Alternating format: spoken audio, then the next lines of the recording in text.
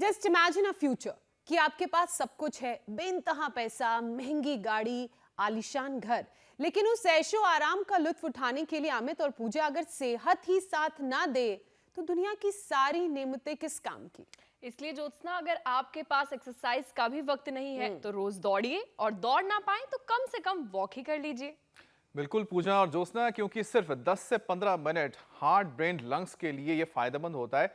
लेकिन ज्योत्सना, एक तस्वीर जो देखने को मिल रही है, आखिरकार ये क्या है? ये वाली हाँ, कि आप लोग दोनों उल्टे पांव क्यों चल रहे हैं और इससे क्या होगा? अमित, बहुत अच्छा सवाल आपने पूछा। देखिए, पूजा और मैं, हमें जब भी वक्त मिलता है हम सुबह सुबह वक्त निकाल कर थोड़ा बैक वॉक कर लेते हैं, रिवर्स वॉक कर लेते हैं। और देखिए अमित, इसके पीछे पूरी एक साइंस है, क्योंकि आपने स्वामी जी को तो उल्टा चलते हुए नहीं देखा ही होगा। रिवर्स वॉक करने से बॉडी बैलेंस अच्छा होता है, और तो और एक स्टडी के मुताबिक अमित और ज्योत्सना, रिवर्स वॉक या बैकवर्ड रनिंग से घुटनों की पुरानी चोट में भी आराम मिलता है और वो मजबूत होते हैं। फिर तो वॉक देश के उन 15 करोड़ लोगों को जरूर करना चाहिए जो आर्थराइटिस की वजह से अपने घुटनों की परेशानी झेल रहे हैं, नी प्रॉब्लम्स हैं, और घुटनों में दर्द, अकड़न, जकड़न से उनका उठना बैठना मुश्किल होता जा रहा है। जो परेशान हैं उनको नहीं, बल्कि हो सके तो हर किसी को वॉक करनी चाहिए, रनिंग करनी चाहिए। कम से कम आप ब्रिस्क वॉक तो कर ही सकते हैं, क्योंकि आर्थराइटिस की वजह से ऐसे मरीजों की संख्या लगातार बढ़ रही है। भारत में 4 करोड़ ऐसे लोग हैं जिन्हें तुरंत नी रिप्लेसमेंट की जरूरत है। वैसे आर्थराइटिस का हमला सिर्फ घुटनों पर ही नहीं होता, बल्कि शरीर के हर जोड़ पर होता है। उंगली, कलाई, रीढ़, कंधों में अकड़न जकड़न भी बढ़ जाती है अमित। और तो और पूजा, गठिया के मरीजों की गिनती भी देश में अच्छी खासी हो गई है। 18 करोड़ से ज्यादा लोग हड्डियों की इस बीमारी से परेशान हैं। हर साल 1 करोड़ नए मरीज इसमें जुड़ जाते हैं, और जिनमें ऑस्टियोआर्थराइटिस के जो पेशेंट्स हैं सबसे ज्यादा होते जा रहे हैं। अमित, रूमेटाइड आर्थराइटिस यानी कि आरए के पेशेंट्स बेशक कंपैरेटिवली कम हो, लेकिन दर्द से रिश्ता उनका भी बहुत गहरा है, और ये बीमारी तो बच्चों को भी नहीं बख्शती है। अब दर्द बोला तो सुनाई देगा, तो सुनाई आपको ये देना चाहिए जो स्वामी रामदेव कहते हैं। तो सीधे चलते हैं स्वामी जी के पास, जो हमें बताएंगे कि आखिरकार जो जोड़ है आपके, और जो उसको कैसे फ्लेक्सिबल बनाया जाए, कैसे मजबूत बनाया जाए, और इसके यौगिक और आयुर्वेदिक उपाय। स्वामी जी प्रणाम, बहुत बहुत स्वागत है आपका। आप प्रणाम स्वामी जी। प्रणाम स्वामी जी। आप बैक वॉक कर रहे थे, मैं तो बैक रनिंग भी करता हूँ, ऐसे ऐसे खड़ा हूँ मैं। बड़ा मुश्किल होता है। और ये जो हमारी बहनें धीरे धीरे चल रही है, तो ये क्या नाम है? डॉक्टर उषा मौर्य। मैंने आर्थराइटिस ठीक की है। मुझे कितना था आर इफेक्ट? 300 2021 में आदमी तो चल नहीं सका। जी 2021 में मैं योगराम आई थी, तब मेरा 300 आर फैक्टर था, और मैंने यहाँ पर आकर के उपचार किया। पीड़ानिल गोल्ड ऑर्थोग्रिड टैबलेट का इस्तेमाल करते हुए अब मैं 15 पे पहुँच गई हूँ। अब ये प्रोफेसर है किसकी? कॉमर्स से प्रोफेसर हूँ। और तुम्हारे हाथ में क्या था? मेरे हाथ में ऐसे पूरा ऐसे हाथ जॉइंट पूरा ऐसे हो गया था, मैं कुछ उठा नहीं पा रही थी, और बेड पर हो गई थी, लेकिन उठना बैठना बहुत दिक्कत हो रही थी। अब एकदम सीधे कुछ भी। मेरा नाम प्रभा रांका है। और ये टेढ़ी मेढ़ी ठीक कर लिया। और तेरे को? मुझे ऑस्टियोपेनिया हो गया था, और मैं बिल्कुल बेड पे आ गई थी। पूरे शरीर बोन्स जल्दी थोड़ा भी हिलती फिरती फ्रैक्चर हो जाते थे।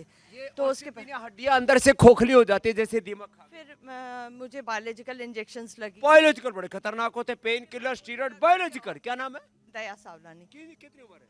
मेरी उम्र है 58। ओए रामा, अब बताओ, छोटी सी उम्र में अब हड्डियां सब खोखली हो गई थी। अब क्या हाल है? अब तो बढ़िया है। क्या लिया? मैंने यहाँ आके पीरानिल गोल्ड ऑर्थोग्रिड और फिर योगा करना स्टार्ट किया। योग से मुझे बड़ा आराम मिला, और यहाँ आई तो मुझे और अच्छा बहुत आराम मिला। और ये है, ये चाय पीने लग गई थी कि प्रधानमंत्री तो चाय बेच करके और प्रधानमंत्री बन गए, मैं चाय पी के प्रधानमंत्री बन जाऊंगी। क्या हो गया? मैं चाय 6 से 7 बार पीती थी, और मेरे यहाँ योगा से काफी लोग यहाँ नहीं आए हैं, सिर्फ चाय के एडिक्ट हैं।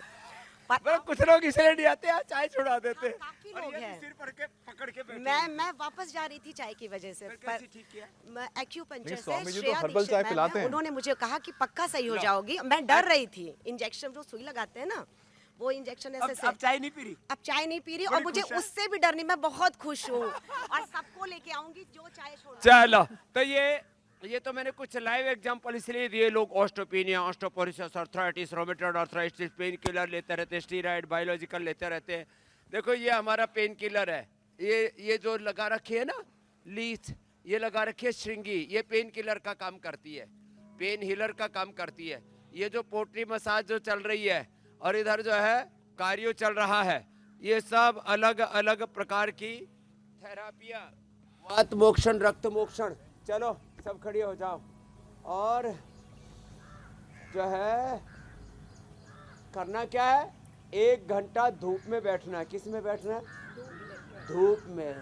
अब आजकल की हमारे यंग जनरेशन, मुझे सनबर्न होने लगता है, सनबर्न। धूप में बैठो, करो। और जो है एलोवेरा पियो, एलोवेरा, गिलोय, पारिजात, निर्गुंडी, सहजना। आज जो एलोवेरा बोलते हैं उसमें तो मज़ा नहीं आता, तो एलोवेरा की मज़ेदार रेसिपी भी बताने वाले हैं। और जो है यहाँ से शुरू किया हमने ताड़ासन, तिर्यक ताड़ासन और सूक्ष्म व्यायाम। खड़े होकर के ही कर लें ऐसे, ये सूक्ष्म व्यायाम, प्राणायाम, सूर्य नमस्कार, धूप में सूरज में बैठना, vitamin D, B12, calcium, iron, इन सब की, प्रोटीन की डेफिशिएंसी, इससे भी कैल्शियम की डेफिशिएंसी से हड्डियाँ, विटामिन सी की डेफिशिएंसी से अंदर कैल्शियम एब्जॉर्ब भी नहीं हो पाता, और विटामिन के साथ साथ मिनरल्स के साथ साथ प्रोटीन की डेफिशिएंसी से कार्टिलेज अंदर से घिस जाते हैं। तो ये हड्डियों की समस्या एक तरह की नहीं है, ये कई तरह की है। किसी के मसल्स वीक है, किसी की बोन्स वीक है, किसी के फिर विटामिन डी, B12 भी लंबे समय तक कमज़ोर शरीर में डेफिशिएंसी रहे तो उससे भी हड्डियां खराब हो जाती है, खोखली हो जाती है। जी मेरी बहन ज्योत्सना जी। स्वामी जी, शुरुआत तो आपने करा दी है और आपके साथ तो बहुत सारे लोग भी हैं जिन्होंने आपकी मौजूदगी में वहाँ अपने आप को ठीक किया है, लेकिन बहुत से ऐसे लोग हैं जो हड्डियों की परेशानी, जोड़ों की परेशानी से जूझ रहे हैं। तो एक एक करके हर विषय को शामिल करते हुए आगे बढ़ते हैं। स्वामी जी, आज क्योंकि गठिया को जड़ से खत्म करना है, लेकिन ज्यादा फोकस घुटनों पर रहेगा क्योंकि देश में 15 करोड़ से ज्यादा घुटनों के मरीज हैं। स्वामी जी, इसकी वजह क्या है? सबसे पहले तो ये समझाइए कि घुटनों का दर्द दरअसल होता क्यों है, लोगों के घुटने जवाब क्यों दे रहे हैं। साथ ही ये भी बताइए कि घुटनों को मजबूत करने के लिए कौन कौन से योगाभ्यास है, उसका एक सेशन करवा दीजिए। एक तो घुटनों को मजबूत करने के लिए आधा ऐसा किया करें, एक तो ये किया करें, देखो ऐसे थोड़ी देर रुको, ऐसे इस पोजीशन में, इसको आसंदिका आसन कहते हैं। क्या कहते हैं? आसंदिका, कुर्सी आसन। ऐसे ऐसे ऐसे ऐसे ऐसे थोड़ी देर रुको, रुकना सीखो। ये तो पनिशमेंट है स्वामी जी, स्कूल में मिलता था। नीचे लचर पचर ऐसे नहीं जाना, तो ऐसे नहीं होना। और फिर जो शुरू से ही दंड बैठक लगाते रहेंगे, दंड लगाने से कुछ दंड अच्छे रहेंगे और बैठक लगाने से बैठोगे नहीं ठाण में। अब स्वामी जी लगता है तो स्कूल पता में जो लगा, कुर्सी बैठ बना देते बटन हो थे गए। पनिशमेंट में Yes. और मुर्गा बना देते थे, मुझे लगता है ये योग के लिए तो अच्छा ही था, योग के हिसाब से पैरों के लिए। और फिर ये घुटनों के लिए देखो अगली एक्सरसाइज ये तो less physical activity, less yoga practice is the main cause of all diseases. या फिर क्या होगा, यहाँ लुब्रिकेशन कम हो जाता है, कार्टिलेज घिसने लगते हैं, ब्लड सर्कुलेशन कम होने लगता है, इन्फ्लेमेशन बढ़ जाता है, सूजन आ जाती है। घुटनों के दर्द का मुख्य कारण कार्टिलेज का घिसना, घुटनों के दर्द का मुख्य कारण यहाँ सूजन का आना, इन्फ्लेमेशन का बढ़ना। घुटने के दर्द का मुख्य कारण यहाँ ब्लड सर्कुलेशन की कमी। तो देखो घुटनों को खींच रहे, ढीला छोड़ रहे हैं। फिर ऐसे ऐसे ऐसे ऐसे दोनों तरफ से ऐसे ऐसे, फिर जो है ऐसे घुटने को बैठ करके या खड़े हो करके, आप कुर्सी पर बैठ करके भी, अब जैसे कुर्सी पर बैठ जाते हैं, कुर्सी पर बैठ के या ऐसे सीधे बैठ करके ऐसे ऐसे करना, घुटने को ऐसे चलाना चाहिए। लोग तो ऐसे भी नहीं चलाते हैं। चलो बैठो, बैठ करके चला लो ना, ऐसे ही घुटने को ऐसे ही कर लो, ऐसे ऐसे ऐसे। ये तो हमारे तो बिल्कुल ठीक ठाक है, तो इसलिए ठीक कर रहे हैं। फिर ऐसे ऐसे भी घुमा सकते हैं, कड़ के आवाज आती है, लेट करके भी साइकिलिंग करते हैं ना, इससे वेट भी कम होता है और घुटने की भी एक्सरसाइज होती है। ऐसे ऐसे फिर जो है उल्टे लेट करके यूं घुटने को मोड़ना, सीधा करना। तो घुटने में less physical activity, less oxygen supply, अच्छा स्वामी जी, इन्फ्लेमेशन जिनको और घुटने की कुपोषण, दिक्कत है, क्या वो सूर्य विटामिन डी, नमस्कार कर B12, सकते हैं कि नहीं कैल्शियम, करना आयरन चाहिए की उनको? और प्रोटीन की डेफिशिएंसी लंबे समय तक रहती है, उससे कार्टिलेज घिस जाते हैं। जी मेरे भाई अमित जी। स्वामी जी, जिनको घुटनों में दिक्कत है, क्या वो सूर्य नमस्कार कर सकते हैं या बिल्कुल नहीं करना चाहिए उनको? देखो जब ज्यादा दिक्कत है तो नहीं करना, पहले तो यही करना जो अभी बता रहे हैं, जी। फिर ये करना, देखो ऐसे बैठ करके घुटने को ऐसे करना। अब कितना अच्छा है ये घुटने के लिए एक्सरसाइज है, ये भी और एक ये बटरफ्लाई भी। घुटने जहाँ गति होगी वहाँ शक्ति होगी, और जहाँ गति नहीं वहाँ दुर्गति होगी। तो ये सूजन बढ़ती है ज़्यादा खट्टी चीज़ें खाने से। माताएं बहनों को खट्टी तीखी, अभी कच्चा आम आने वाला है, कुछ तो कच्चा आम ही खा जाती है और चटनियाँ बहुत खाती हैं और फिर खुद ही की चटनी बन जाती है। हम खाना नहीं खाते, खाना हमको खाता है। हम नमक नहीं खाते, नमक हमको खाता। हम मीठा नहीं खाते, हमको मीठा खा रहा है। शुगर हो गई, बीपी हो गया, हम नमक मीठा कहाँ खा रहे हैं, हम खटाई कहाँ खा रहे हैं। बात खटाई में पड़ गई,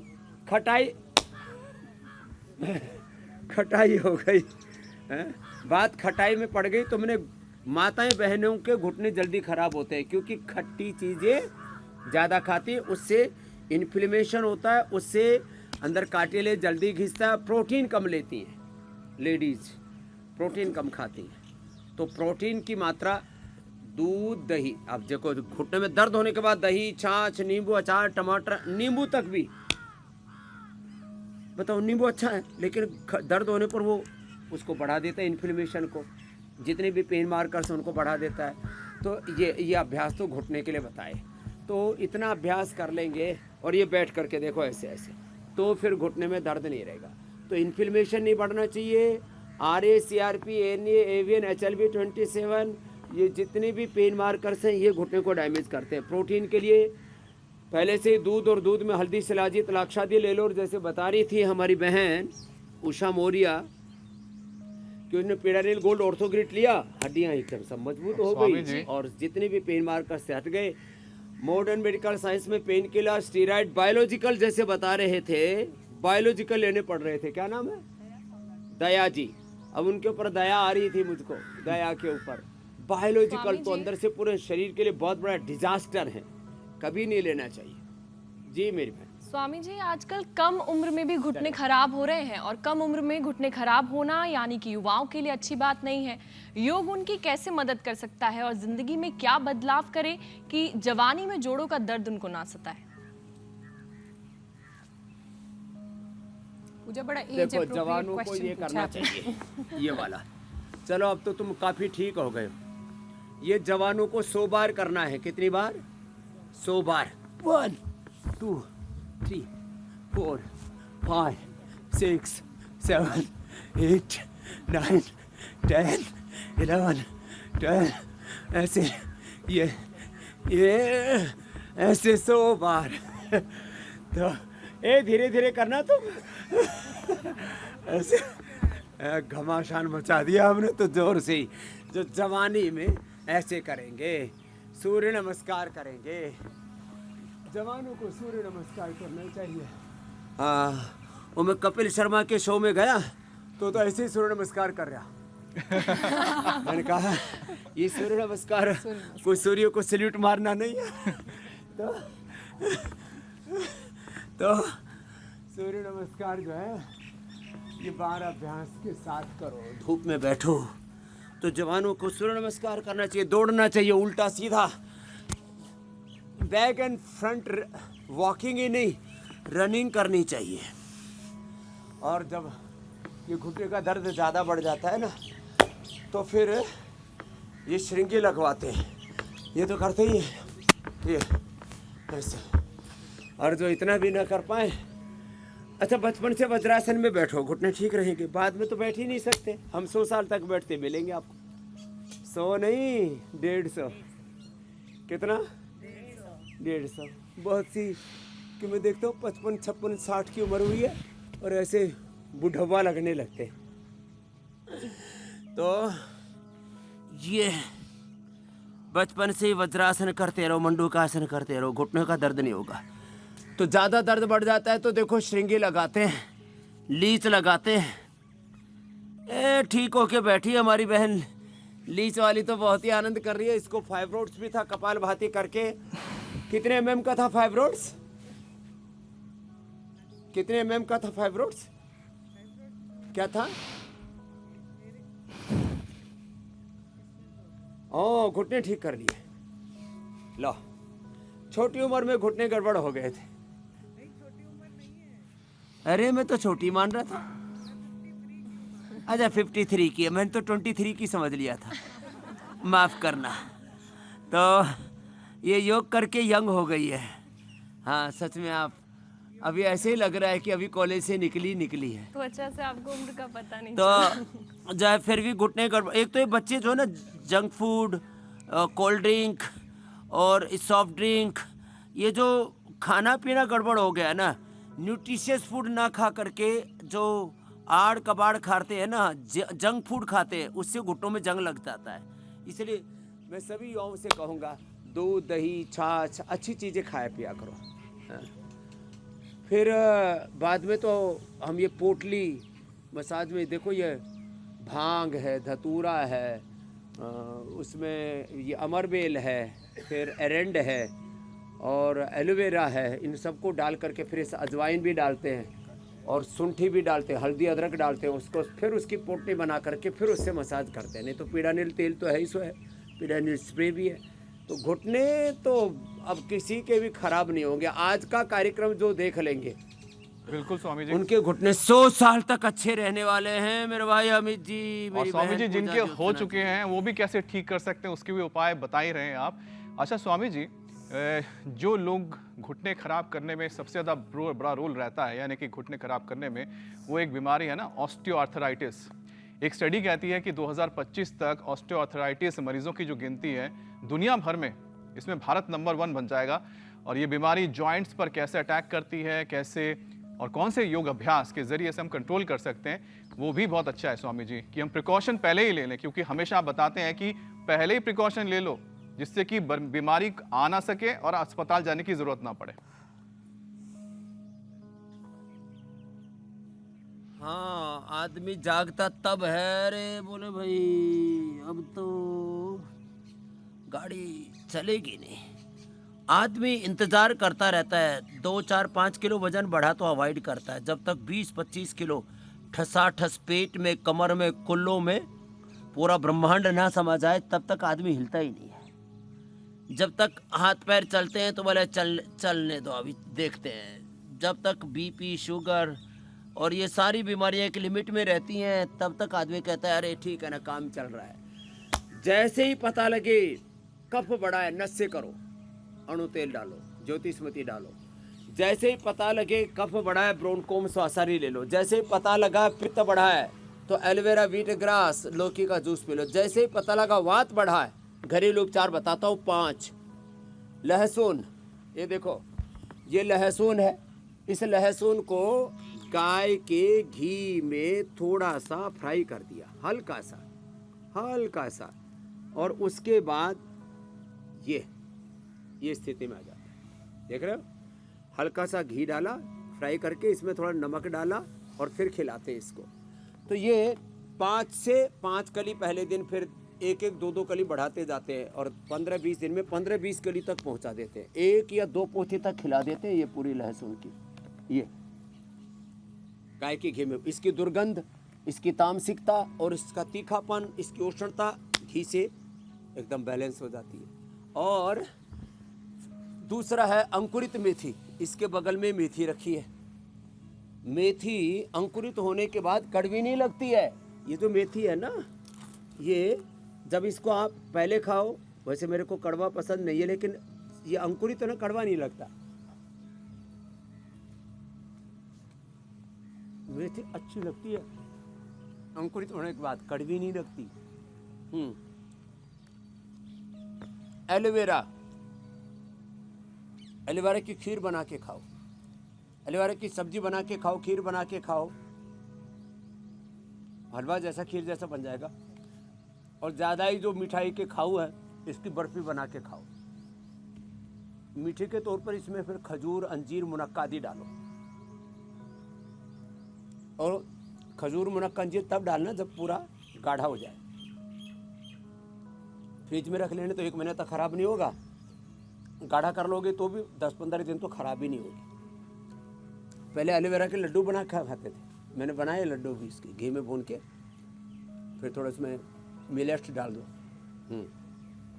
तो फिर हल्दी मेथी सौंठ, ये हल्दी मेथी सौंठ रखी, इसका पाउडर लो, अश्वगंधा का पाउडर लो। नहीं तो हम ये वातारी चूर्ण खिलाते हैं, बिल्कुल घरेलू उपचार। केवल एलोवेरा, केवल गिलोय, केवल निर्गुंडी, केवल सहजना, केवल हार श्रृंगार, इसका रस पी लो। ओस्टोपीनिया, ऑस्टोपोरोसिस हड्डियों की कमजोरी है जी। अंदर से हड्डियां खोखली हो जाती है, हड्डियां फौलादी हो जाएंगी। दूध में हल्दी सिला दी तो लाख शादी दे ले लो, ये रेडीमेड। तो अब आज के बाद सब घोड़े की तरह दौड़ेंगे। स्वामी जी, क्योंकि हड्डियों को मजबूत बनाने की, फौलादी बनाने की बात हो रही है, तो कार्टिलेज का जिक्र करना भी बड़ा ज़रूरी हो जाता है, क्योंकि घुटनों का दर्द कार्टिलेज के घिसने से होता है, ये हम सब जानते हैं और आपने भी बहुत बार बताया है। और बढ़ती उम्र के साथ घुटने खराब होना तो समझ में आता है, लेकिन ये जो आजकल बीमारियों ने अपना पैटर्न चेंज किया है, यंग एज में हो रही हैं, खासकर 35 साल में ही कार्टिलेज लोगों के घिसने लग जाते हैं, इसका क्या कारण है, इसकी क्या वजह है और कैसे ठीक किया जाए? तो जंक फूड खाना, खट्टी चीज़ों का ज़्यादा प्रयोग करना, एक्सरसाइज पूरी ना करना, बच्चों को दौड़ लगाना चाहिए। दौड़ने से हड्डियों की जो डेंसिटी है, देखो हड्डियों के पूरे मेटाबॉलिज्म को समझिए। ऑस्टोब्लास्ट सेल्स जो नए सेल्स बनाते हैं, ऑस्टोक्लास्ट सेल्स पुराने सेल्स को, उसमें से कैल्शियम को रख करके बाकी को बॉडी से बाहर कर देते हैं। ये हर समय 10% बोन मास हमारा चेंज होता रहता है। बहुत लंबा चौड़ा हिस्सा है ना हड्डी हमारे शरीर में, पूरे शरीर में व्याप्त हैं। तो ऑस्टोब्लास्ट, ऑस्टोक्लास्ट सेल्स, जिसको बोन फॉर्मेशन, बोन रिजॉर्प्शन बोलते हैं, हड्डियों का मेटाबॉलिज्म बोलते हैं, ये गड़बड़ हो जाता है जब प्रॉपर ऑक्सीजन सप्लाई नहीं होती, डीप ब्रीदिंग नहीं करते हैं बच्चे, एक्सरसाइज नहीं करते हैं, दौड़ धूप नहीं करते हैं, तो हड्डियाँ कमज़ोर हो जाती है। अब बावले इतने हैं, बोले तेरी हड्डियाँ कमज़ोर होगी, चलना बंद कर दे। अरे चलने से हड्डियाँ ठीक होंगी, लेकिन और मेरी तरह से बचपन से दौड़ते रहोगे तो 100 साल तक दौड़ते रहोगे, फिर और बैठ गए तो बैठ जाओगे। इसलिए गतिशीलता कम होने से, जंक फूड लेने से, दही और खट्टी चीज़ें, तीखी चीज़ें, जो उत्तेजक आहार है ना, उत्तेजक आहार, और अगली बात और खतरनाक है, उत्तेजक विचार। ये चाय, ये कॉफ़ी, सुन लो, चॉकलेट, चाउमीन और मैकडॉनल्ड्स, पिज़्ज़ा, बर्गर, और वो गोल गोल क्या जीव जंतु अंदर घोट के खाते हैं उसमें, मोमोज।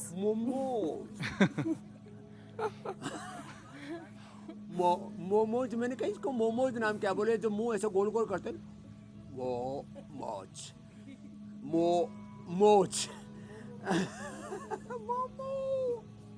तो ये सब खाते हैं ना, इसमें कोई न्यूट्रिशियस फूड नहीं होता है।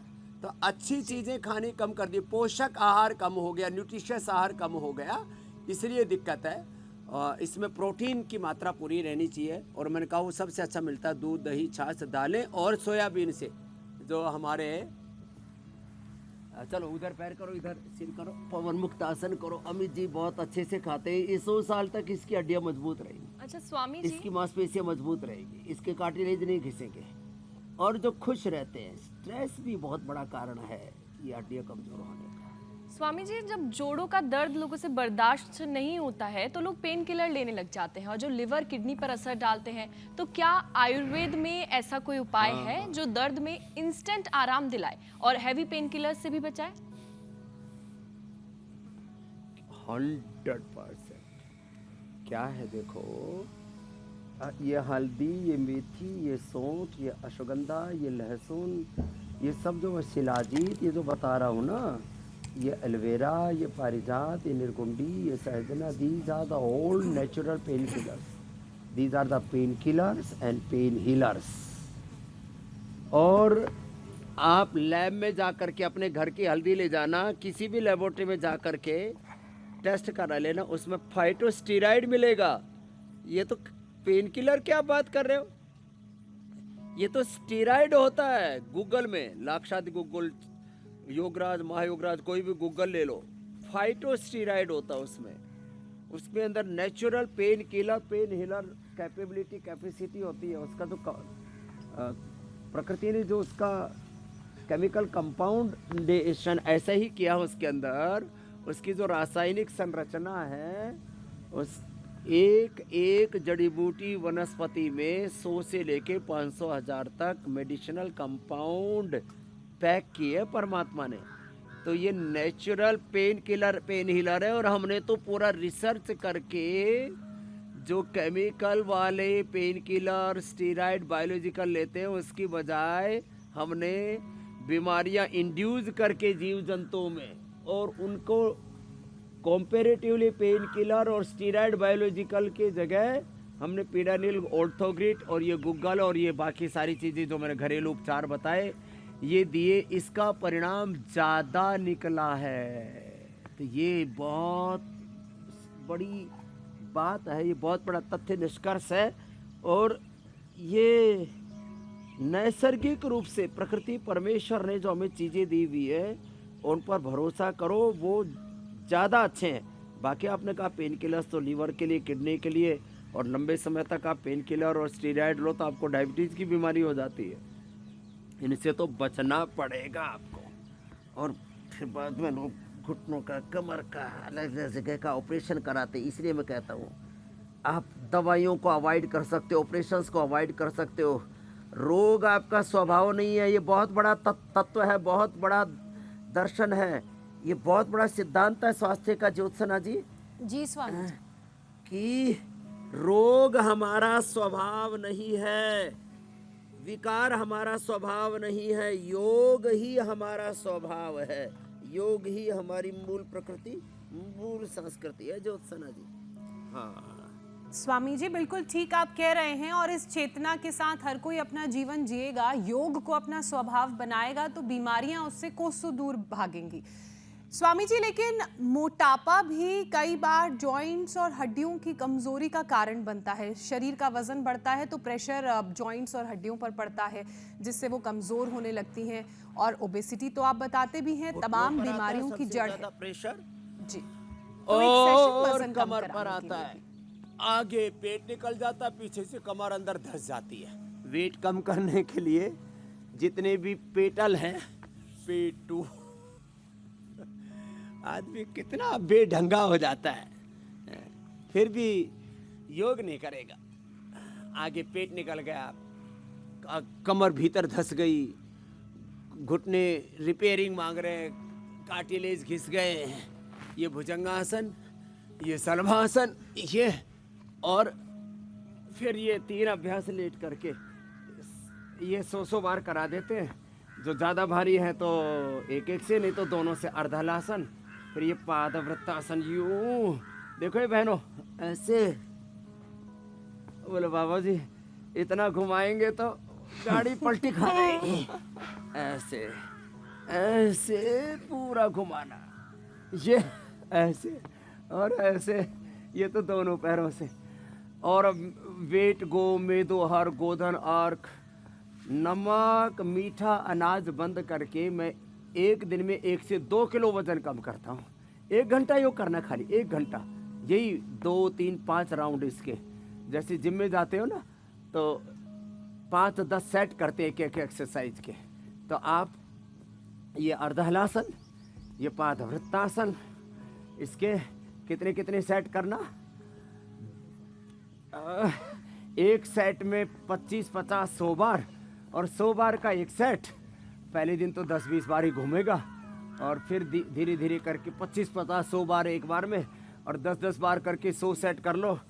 और जो पूरा शरीर इतना सुंदर, सुडौल, आकर्षक बन जाएगा, तुम विश्व सुंदर बन जाओगे। विश्व सुंदरी नहीं बोला मैंने, क्या बोला? विश्व सुंदर। माताएं बहनें तो वैसे ही सुंदर होती हैं, बेढंगे तो पुरुष से ज़्यादा हो रखे हैं। ऐसे ये, और बैठ करके ये अभ्यास है बहुत ही ज़बरदस्त। देखो ऐसे, ये 2 अभ्यास। हाँ, तुम्हें फुर्सत नहीं लेने देनी, पैर खोल के रखो। कुछ तो ऐसे कर लेते हैं, और कुछ कुछ तो ऐसे ऐसे और मर गया रे राम ई ऐसे आहें भरते रहते हैं। तो आदत ठीक कर लो, आदत बुरी सुधार ले, बस हो गया भजन, मन की तरंग मार ले, बस हो गया भजन। हाँ तो ये ऐसे ऐसे ऐसे ऐसे करना है। तो फिर तुमसे तो जमीन में ही नहीं चला जाता। भगवान हनुमान जी तो जैसे हवाई जहाज उड़ रहा है ना, ऐसे हवा में उड़ा करते थे, उड़ करके ही पहुंच गए वहाँ लंका में और फूंक दी अब पापों का पूरा पिटारा। तो ऐसा होना चाहिए कि योग करके अब ये भी आगे मुझे एडवांस योग सिखाना पड़ेगा। आकाश गमन कैसे करें, अभी तो धरती पर ही चलना नहीं आ रहा है। बोला बाबा जी ये और करा दो। फिर ये पश्चिमोत्तानासन ऐसे और फिर ऐसे, ये देखो ये ऐसे और ये ऐसे यूं। बोलो बाबा जी आपने माल ज्यादा नहीं मार रखा, तुम्हारे घर तो तुम्हारे घर का माल है, मेरे पास तो सब घरों का माल आता है, लेकिन मैं माल खा के अपना बुरा हाल नहीं करता। जो खाएगा ज्यादा माल उसका होगा बुरा हाल। जोर से बोलो, जो खाएगा ज्यादा माल उसका होगा बुरा हाल। तो ऐसे भी करो, ये पार्श्व पश्चिमोत्तानासन ऐसे ऐसे यूं, यूं, अब स्वामी जी यूं।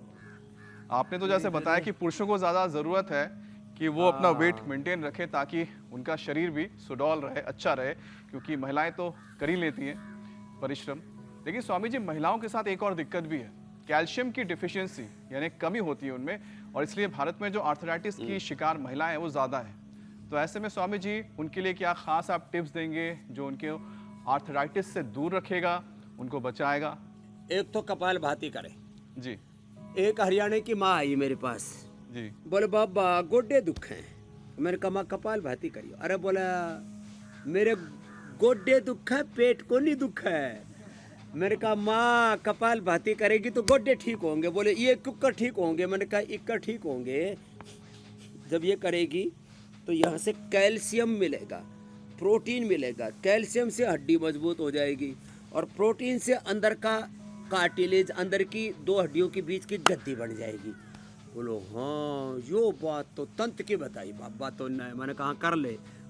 तो माताएं बहनें कई बार सोचती है मेरे गोड्डे दुख रहे और बाबा जी कपाल भाती बता रहा है। तो कपाल भाती करने से calcium, protein, minerals, vitamin D, B12 सब ये मिलेंगे, इससे गोड्डे ठीक हो जाएंगे। तो माताओं बहनों में एक तो खट्टी चीज़ें बंद करनी पड़ेंगी माताओं बहनों को। चाय कॉफ़ी ज़्यादा पीती हैं, ये बंद करना पड़ेगा। चिंता बहुत करती है, सारे परिवार की चिंता खुद ही लेके घूमती रहती है, पति की, सास ससुर की, माँ बाप की, देवरानी जेठानी की, कुछ तो सारे मतलब पूरे कुनबे की चिंता अपने ऊपर। तो ऐसे थोड़ा निर्भर रहना सीखे, चिंतन करो। और देखो एक होते हैं संवेदनशील और एक होता है भावुक। भावुक आदमी रोने लगेगा, किसी का खून बह जाए तो कुछ तो बेहोश हो जाते हैं, कहीं खून खराबा देख ले, एक्सीडेंट देख ले, कुछ लेडीज तो खून देखते ही बेहोश हो जाती है। तो संवेदनशील बनो, भावुक नहीं। भावुक आदमी रोता है। चिंता मत करो, चिंतन करो और समाधान खोजो, कभी भी घबराओ मत ऐसे।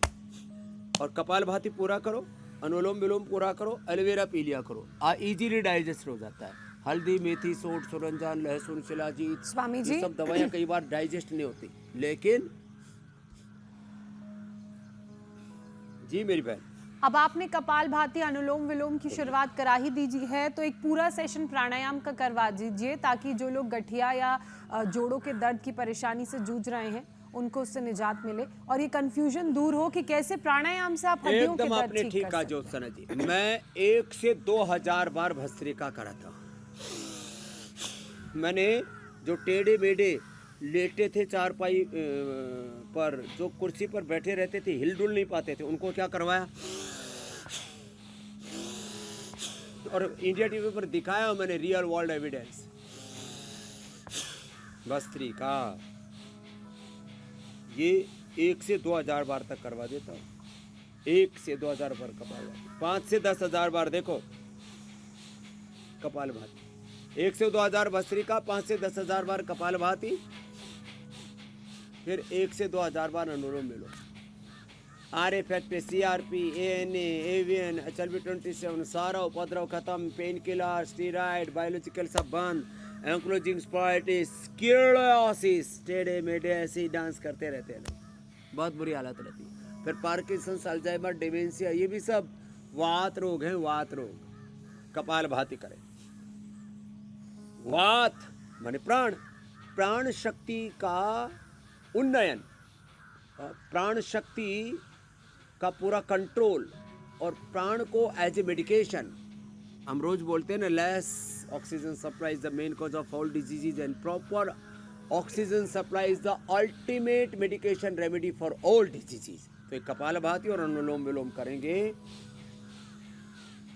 72,72,10,201 नाड़ियां, अष्टचक्र, नवद्वार और 37 ट्रिलियन सेल्स, सारे tissue, organs, genes, chromosomes, RNA, DNA, protein, phosphorylation, पूरा एक एक सेल का स्ट्रक्चर, उसका आत्मनिर्माण से लेकर आत्मविसर्जन तक, एपोप्टोसिस, ऑटोफेजी, माइटोफेजी, एक एक सेल का पूरा जो जीवन चक्र है, काल चक्र है, कार्य चक्र है, उसका जो वर्किंग मेथड है वो ठीक रहता है।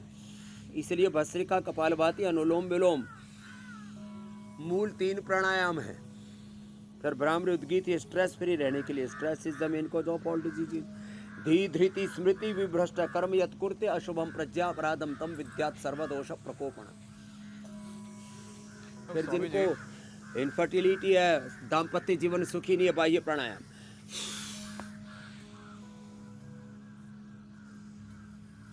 जिनको स्नोरिंग, स्लीप एपनिया, थायराइड, गले की समस्या, ऊंचाई,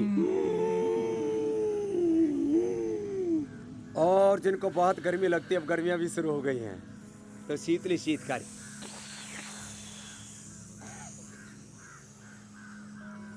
ये बड़ा जबरदस्त है स्वामी जी, जबरदस्त है कि आपने भस्त्रिका और कपालभाति करा दी इतनी, एक एक सेल जा गए, अब लोगों को भूख भी लग गई है। तो आप जब तक जरा घरेलू नुस्खे बताएंगे कि क्या पेट में डालने से सीधा घुटने तंदुरुस्त रहेंगे, तब तक मैं ये बताता हूँ कल किस विषय पर आप बात करेंगे और लोगों को उपाय बताएंगे और निजात दिलाएंगे बीमारियों से। भारत को WHO का बड़ा अलर्ट, हेपेटाइटिस बन सकता है संकट, जिगर पर फैट्स जमने के cancer, sugar, BP, heart problem का डर। स्वामी रामदेव का समर सेशन, लीवर के 5 रोगों की खत्म होगी टेंशन। तो कल सुबह 7:56 पर ये इंडिया TV लगाइए और योग गुरु स्वामी रामदेव के साथ अपने लीवर के साथ साथ तमाम बीमारियों को दूर भगाइए। स्वामी जी, तो देखो, गाय का दूध, दही, छाछ भी हमने सबको उपलब्ध करा दिया। गाय के दूध को उबाल लें और गाढ़ा कर लें। थोड़ा सा गाढ़ा होने के बाद में एलोवेरा के जो पल्प है ना, एलोवेरा को दोनों तरफ से ऐसे काट करके ना, और फिर इसका ये एलोवेरा को दोनों तरफ से ऐसे काटा, ऐसे काटने के बाद में, और फिर इसका ऐसे करके, और फिर ये इसका अपने आप ही ये छोटे छोटे पीस तैयार हो जाते हैं। आप इसको जो है जब ऐसे ऐसे करके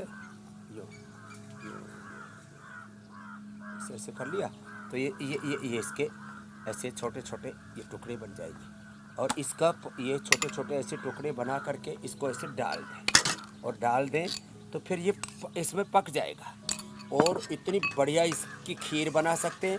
इसमें मीठे के तौर पर मुनक्का, अंजीर, खजूर डाल सकते हैं, या ठंडा होने के बाद थोड़ा शुगर मिलाकर, ये वाला चीनी नहीं, ये बनाना जैगरी पाउडर या ये ब्राउन शुगर या खांड बेस्ट है, और ये मिला करके, और इसके अंदर अब थोड़ा मावा के अंदर डाला तो फिर और जल्दी बन जाएगा।